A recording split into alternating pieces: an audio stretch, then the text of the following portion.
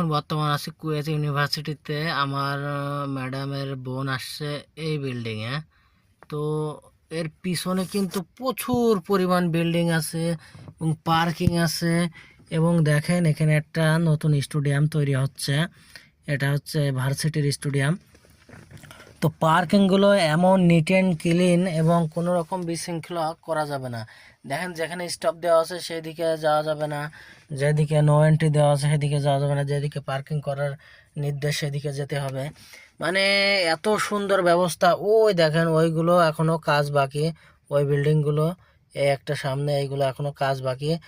কমসে কম এখানে আপনার পার্কিং ব্যবস্থা আছে কমসে কম আপনার মিনিমাম হচ্ছে আপনার লাগে 10-20 হাজার পার্কিং ব্যবস্থা আছে।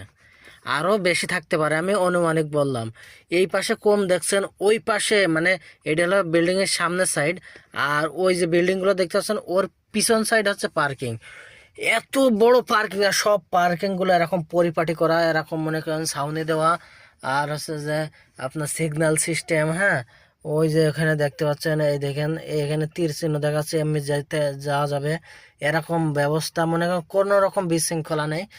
আর খুবই বড়, কমসে কম আপনার 400-500 বিঘার তারও বেশির উপরে হচ্ছে যে এই ইয়ে ভার্সিটিটা।